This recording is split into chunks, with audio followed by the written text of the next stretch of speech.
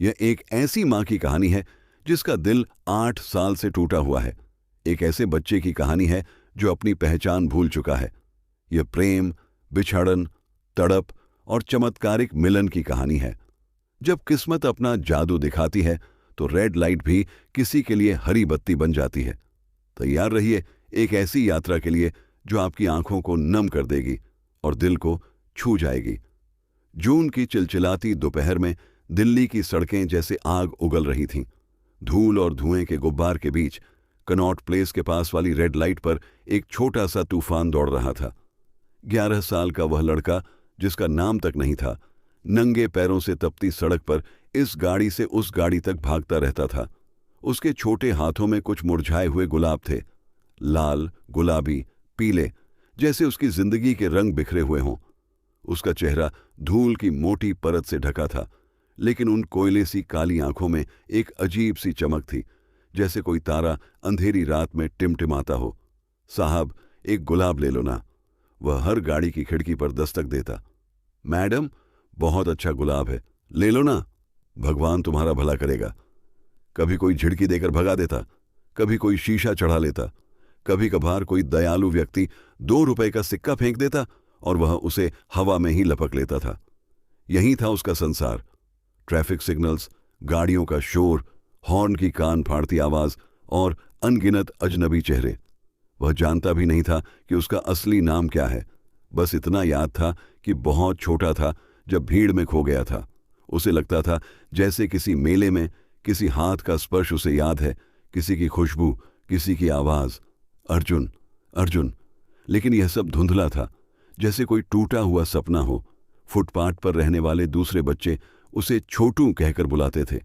Police वाले ए लड़के कहते, दुकानदार भाग यहां से कहकर भगा देते, लेकिन प्यार से कोई उसका नाम नहीं पुकारता था। रात को जब वह फुटपाथ पर अपना सिर रखता तो आसमान के तारों को देखकर सोचता, काश कोई मुझे प्यार से नाम लेकर बुलाता, काश कोई मेरा होता। सुबह 6:30 वह उठता, नल से मुंह धोता और अपने गुलाबों का ठेला लगाता। दिन भर की भाग दौड़ के बाद शाम को जो भी कमाई होती उससे एक रोटी और चाय का पैसा निकालता। बचे हुए पैसे एक पुराने डिब्बे में छुपा कर रखता था। सपना था कि एक दिन बहुत सारे पैसे हो जाएंगे तो किसी से पूछेगा कि उसका घर कहाँ है। उसके गले में काले धागे से बंधा एक सोने का लॉकेट हमेशा लटकता रहता था। वह उसे कभी नहीं उतारता था। उसे लगता था यह उसकी मां ने पहनाया होगा। लॉकेट के अंदर भगवान गणेश जी की तस्वीर थी और पीछे कुछ अंक खुदे थे जिन्हें वह पढ़ नहीं सकता था। कभी कभी रात को सपने में वह देखता, एक औरत उसे गोद में लिए हुए है, कोई गाना गा रही है। जब आंख खुलती तो गाल पर आंसू होते, लेकिन सुबह होते ही वह फिर से वही मुस्कुराता हुआ छोटू बन जाता। इधर दिल्ली के दूसरे छोर पर वसंत विहार में एक भव्य कोठी थी। उसकी मालकिन 35 साल की मीरा वर्मा एक सफल बिजनेसवुमन थी। वर्मा एंटरप्राइजेज की मालकिन, करोड़ों की संपत्ति, लेकिन उसका दिल सुना पड़ा था। आज भी वह अपने कमरे में बैठी उस फोटो को देख रही थी जिसमें 3 साल का एक छोटा बच्चा हंस रहा था। उसकी कोयले सी काली आंखें, गोल मटोल चेहरा और मासूम मुस्कान। उसका बेटा अर्जुन। 8 साल हो गए थे उस काले दिन को। प्रगति मैदान में लगे मेले में अर्जुन का हाथ उसके हाथ से छूट गया था। एक पल में ही भीड़ ने उसे निगल लिया था। मीरा चीखती रह गई थी, अर्जुन, अर्जुन, लेकिन उसकी आवाज भीड़ के शोर में खो गई थी। उसके बाद के 8 साल मीरा ने हर जगह ढूंढने में बिताए थे। पुलिस स्टेशन, अनाथालय, NGO, प्राइवेट डिटेक्टिव, अखबारों में विज्ञापन, टीवी अपील, कुछ भी छोड़ा नहीं था। लेकिन अर्जुन जैसे हवा में विलीन हो गया था। हर रात वह सोचती थी, कैसा दिखता होगा अब मेरा अर्जुन? 11 साल का हो गया होगा। क्या वह मुझे पहचानेगा भी? कहीं भूख प्यास से तो नहीं मर रहा? किसी ने उसे अपनाया होगा या वह कहीं भटक रहा है? रात रात भर वह अर्जुन के कमरे में बैठती। उसके खिलौने, कपड़े, किताबें सब वैसे ही रखे थे जैसे 8 साल पहले थे। उसकी उम्मीद टूटी नहीं थी। वह जानती थी कि एक दिन उसका बेटा वापस आएगा। पैसा 8 साल पहले था तो बहुत था, लेकिन खुशी नहीं थी। दोस्त कहते, मीरा, दूसरा बच्चा अडॉप्ट कर लो। लेकिन वह कैसे समझाती कि माँ का दिल सिर्फ अपने बच्चे के लिए ही धड़कता है। आज भी मीरा को ऑफिस जाना था। एक जरूरी मीटिंग थी। उसने अपना काला सूट पहना, बाल संवारे और आईने में देखा। बाहर से तो वह एक सफल बिजनेसवुमन लगती थी, लेकिन अंदर से वह सिर्फ एक टूटी हुई माँ थी। मैडम, गाड़ी तैयार है, ड्राइवर रमेश ने कहा। मीरा ने अर्जुन की फोटो को चूमा, उसे अपने पर्स में रखा और घर से निकली। उसे नहीं पता था कि आज का दिन उसकी जिंदगी बदल देने वाला है। आज किस्मत उसे उस रेड लाइट पर ले जाने वाली थी जहां उसका खोया हुआ खजाना उसका इंतजार कर रहा था। गाड़ी धीरे धीरे ट्रैफिक में आगे बढ़ रही थी। मीरा की आंखों में वही पुराना दर्द था, वही तड़प। लेकिन वह नहीं जानती थी कि कुछ ही देर में उसकी तड़प खुशी में बदल जाने वाली है। मीरा की गाड़ी कनॉट प्लेस के पास वाले सिग्नल की तरफ बढ़ रही थी। आज पता नहीं क्यों उसका दिल बेचैन था, जैसे कोई अजीब सी घबराहट हो रही थी। उसने ऐसी बढ़ा दिया, लेकिन फिर भी गला सूख रहा था। रमेश, पानी की बोतल दो, मीरा ने कहा। मैडम, ट्रैफिक बहुत है आज, शायद आधा घंटा लगे, रमेश ने कहा। कोई बात नहीं। मीरा ने अपना काला चश्मा लगा लिया। आज उसकी आंखें सूजी हुई थीं, क्योंकि पिछली रात वह अर्जुन की यादों में रोती रह गई थी। ठीक उसी वक्त उस सिग्नल पर छोटू अपने गुलाब लेकर तैयार खड़ा था। आज उसके पास सिर्फ 5 गुलाब थे। सुबह से अब तक सिर्फ एक बिका था। पेट में भूख के मारे ऐंठन हो रही थी, लेकिन वह मुस्कुराए जा रहा था। आज जरूर कुछ अच्छा होगा, वह खुद से कह रहा था। सुबह सपने में मैंने किसी को देखा था, जैसे कोई मुझे बुला रहा था। लाल बत्ती हुई, गाड़ियों की कतार रुकी। छोटू अपने मुरझाए गुलाब लेकर एक एक गाड़ी के पास जाने लगा। पहली गाड़ी, भाग यहां से, ड्राइवर ने झिड़की। दूसरी गाड़ी, शीशा चढ़ा लिया। तीसरी गाड़ी, पैसे नहीं हैं। छोटू निराश नहीं हुआ। उसकी नजर मीरा की काली BMW पर पड़ी। गाड़ी महंगी लग रही थी, शायद कोई अमीर आदमी हो। वह धीरे धीरे मीरा की गाड़ी के पास गया और खिड़की पर हल्की सी दस्तक दी। मीरा ने सुना। पहले तो उसका मन नहीं हुआ खिड़की खोलने का, लेकिन न जाने क्यों उसका हाथ अपने आप बटन की तरफ गया। खिड़की थोड़ी नीचे हुई। गर्म हवा का एक झोंका अंदर आया। मीरा ने देखा, एक छोटा लड़का खड़ा था। उसके बाल बिखरे हुए थे, चेहरा धूल से भरा था, कपड़े फटे हुए थे, लेकिन उसकी आंखें, मीरा का दिल जोर से धड़का। वे आंखें बिल्कुल वैसी ही कोयले जैसी काली आंखें जैसी उसके अर्जुन की थीं। मैडम, गुलाब ले लो ना, छोटू ने कहा। बहुत अच्छा है, आपको पसंद आएगा। मीरा को लगा जैसे कोई करंट लग गया हो। ये आवाज तो, क्या नाम है तुम्हारा? मीरा ने धीरे से पूछा। उसकी आवाज कांप रही थी। छोटू चौंका। लोग अक्सर उसे भगा देते थे, नाम कोई नहीं पूछता था। नाम? उसने अपना गला साफ किया। मेरा कोई नाम नहीं है मैडम, सब मुझे छोटू कहकर बुलाते हैं। तुम्हारे माता पिता? इस सवाल पर छोटू की आंखों की चमक फीकी पड़ गई। उसने नीचे देखा। पता नहीं मैडम, मैं बहुत छोटा था जब खो गया था, तब से यही सड़क मेरा घर है, मुझे कुछ याद नहीं। उसकी आवाज में दर्द था। मीरा के होश उड़ गए। उसके हाथ कांपने लगे। कब से? 11 साल। 11 साल। अर्जुन भी अब 11 साल का होता। मीरा के आंसू अब रुकने का नाम नहीं ले रहे थे। तभी छोटू के गले में लटकता हुआ लॉकेट मीरा की नजर में आया। वह सोने का लॉकेट था जो काले धागे में बंधा था। मीरा का सांस अटक गया। यह लॉकेट, मीरा ने धीरे से कहा। छोटू ने अपनी शर्ट को ठीक किया। लॉकेट फिर से शर्ट के अंदर छुप गया। यह मेरे पास बचपन से है मैडम, शायद मेरी मां ने पहनाया होगा, उसने उदास होकर कहा। मुझे बस इतना याद है कि कोई कहता था, इसे कभी मत उतारना। मीरा का गला रुंध गया। उसे याद आया 8 साल पहले उसने अर्जुन को क्या कहा था। बेटा, यह लॉकेट हमारे कुल देवता गणेश जी का है, इसे कभी मत उतारना, यह तुम्हारी रक्षा करेगा, और जब भी तुम मुसीबत में होगे मैं तुम्हें ढूंढ लूंगी। बेटा, मीरा का गला भर आया। क्या मैं तुम्हारा लॉकेट देख सकती हूं? छोटू थोड़ा डरा। मैडम, यह चोरी का नहीं है, मेरा अपना है। नहीं बेटा, मुझे लगता है।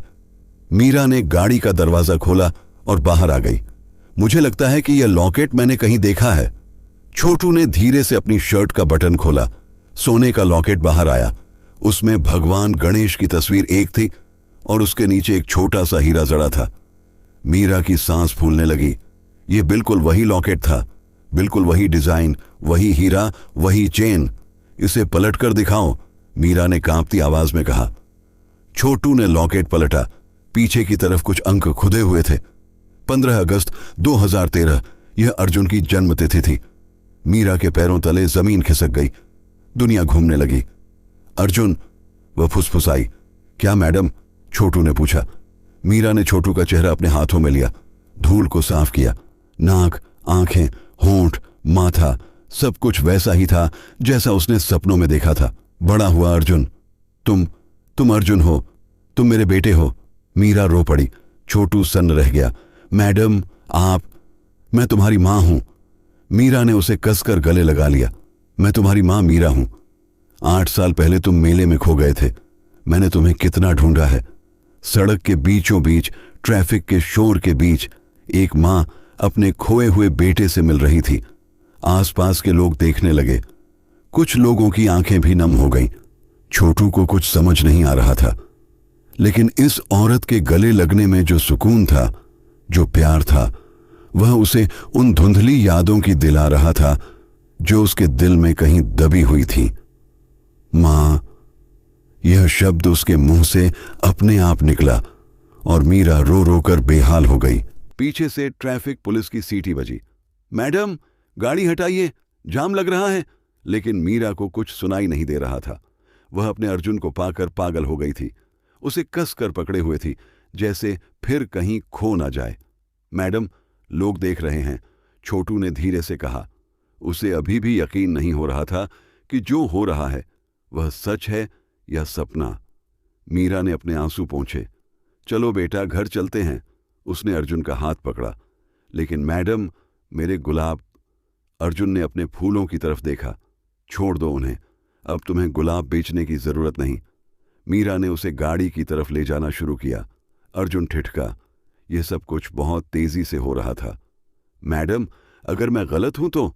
अगर मैं आपका बेटा नहीं हूं तो? मीरा रुक गई। वह अर्जुन के सामने झुकी। बेटा, तुम्हें कुछ याद है? बचपन की कोई बात, कोई गाना, कोई खिलौना? अर्जुन ने आंखें बंद की। हाँ, मुझे याद है कि कोई मुझे गोद में लेकर गाना गाता था, लोरी जैसा, और एक बड़ा सा घर था, बहुत सारे फूल थे। मीरा का दिल धक से रह गया। क्या गाना? अर्जुन ने धीमी आवाज में गुनगुनाया। चंदा है तू, सूरज है तू, मेरी आंखों का तारा है तू। यह वही लोरी थी जो मीरा अर्जुन को रोज सुलाते वक्त गाती थी। और कुछ? हाँ, मुझे याद है। एक आंटी थी, कमला आंटी, वो मुझे लड्डू देती थी। मीरा रो पड़ी। कमला उनकी रसोइयां थी जो अर्जुन को बहुत प्यार करती थी। और एक काला कुत्ता था। काली, मीरा चीखी। हाँ, काली हमारा कुत्ता था। अब अर्जुन को भी यकीन होने लगा। ये सब चीजें उसे सच में याद थीं, धुंधली सी, लेकिन याद तो थीं। मां, उसने फिर से कहा। इस बार पूरे भरोसे के साथ मीरा ने उसे फिर से गले लगाया। हाँ बेटा, मैं तुम्हारी मां हूं, अब कभी तुम्हें अकेला नहीं छोड़ूंगी। रमेश ड्राइवर भी रो रहा था। वह पिछले 10 साल से मीरा के साथ काम करता था। उसने देखा था कि मैडम कैसे अपने बेटे को ढूंढते ढूंढते टूट गई थी। मैडम, घर चलें? रमेश ने कहा। हाँ। मीरा ने अर्जुन को अपनी गाड़ी की अगली सीट पर बिठाया, जिस सीट पर पिछले 8 सालों 8 में कोई नहीं बैठा था। जैसे ही गाड़ी स्टार्ट हुई, अर्जुन घबरा गया। मां, मेरा डिब्बा, मेरे पैसे। कौन सा डिब्बा? वहां फुटपाथ पर मैंने अपनी सारी कमाई छुपा रखी है, 347 रुपए। मीरा का गला भर आया। उसका छोटा सा बेटा इतनी मुसीबत में रहकर भी इतनी मेहनत से पैसे बचाता था। रमेश, गाड़ी रोको। वे वापस उस जगह गए जहां अर्जुन रहता था। एक पेड़ के नीचे गंदे कपड़ों के ढेर के पास एक पुराना डब्बा छुपा हुआ था। अर्जुन ने उसे निकाला। मीरा ने देखा कि उसमें सिक्के और छोटे नोट थे। सब कुछ बहुत सलीके से रखा हुआ था। मां, ये मेरी पूरी जमा पूंजी है, शायद किसी काम आ जाए, अर्जुन ने मासूमियत से कहा। मीरा की आंखें फिर से भर आईं।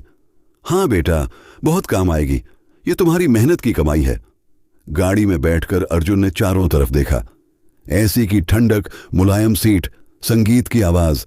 ये सब उसे अजीब लग रहा था, लेकिन डरावना नहीं, सिर्फ नया। माँ, हमारा घर कैसा है? मीरा मुस्कुराई। बहुत बड़ा। तुम्हारा कमरा वैसा ही रखा है जैसा 8 साल पहले था। तुम्हारे सारे खिलौने, किताबें, कपड़े, सब कुछ। सच में? हाँ बेटा, मुझे हमेशा लगता था कि तुम वापस आओगे। अर्जुन ने खिड़की से बाहर देखा। बड़ी बड़ी बिल्डिंग्स, साफ सड़कें, हरियाली, ये सब उसे किसी सपने जैसा लग रहा था। माँ, अगर लोग पूछें कि मैं कहाँ था, तुम मेरे पास थे, हमेशा मेरे दिल में थे। बस थोड़ी देर के लिए रास्ता भटक गए थे। मीरा ने उसका हाथ पकड़ा। जब वे वसंत विहार के गेट के पास पहुंचे तो गार्ड ने मीरा को देखकर सलाम किया, लेकिन अर्जुन को देखकर वह चौंका। यह कौन है मैडम? मेरा बेटा, मीरा ने गर्व से कहा। मेरा अर्जुन। गार्ड की आंखें फटी रह गईं। पूरी सोसाइटी जानती थी कि मीरा मैडम का बेटा खो गया था। जब गाड़ी बंगले के गेट 2 में घुसी तो अर्जुन का मुंह खुला का खुला रह गया। इतना बड़ा घर, बगीचा, फव्वारा, ठीक वैसा ही जैसा उसे धुंधली यादों में दिखता था। कमला काकी दरवाजे पर इंतजार कर रही थी। मीरा मैडम को वापस आने में अभी भी देर थी, लेकिन कुछ अलग लग रहा था। गाड़ी धीरे धीरे आई और रुकी। पहले मीरा मैडम उतरी, फिर कमला काकी की आंखें फटी रह गईं। एक छोटा सा लड़का, गंदे कपड़ों में, लेकिन वे आंखें, वह चेहरा। अरे राम! कमला काकी के हाथ से चाय का गिलास गिर गया। यह तो। हाँ काकी, मीरा रोते हुए बोली। यह अर्जुन है, हमारा अर्जुन। कमला काकी दौड़कर अर्जुन के पास आई। अरे बाबू, मेरा राजा बेटा! वह उसे गले लगाकर रोने लगी। कितना दुबला हो गया है रे, कहाँ थे इतने दिन? अर्जुन को कमला काकी की खुशबू याद आ गई। वही प्यार, वही स्नेह। काकी, उसने धीरे से कहा। अरे हाँ। जब वे घर में घुसे तो अर्जुन चकित रह गया। बड़ा सा हॉल, चमकती संगमरमर की फर्श, खूबसूरत सोफा सेट और दीवारों पर उसकी ही तस्वीरें लगी हुई थीं। छोटे अर्जुन की तस्वीरें। माँ, ये सब मेरी तस्वीरें हैं? हाँ बेटा, मैंने सब यहीं रखी थी। रोज देखती थी और तुम्हें याद करती थी। अर्जुन ने उन तस्वीरों को छू कर देखा। एक तस्वीर में वह अपनी मां की गोद में था और हंस रहा था। एक में केक काट रहा था, एक में साइकिल पर बैठा हुआ था। मुझे याद है, उसने धीरे से कहा। यह साइकिल लाल रंग की।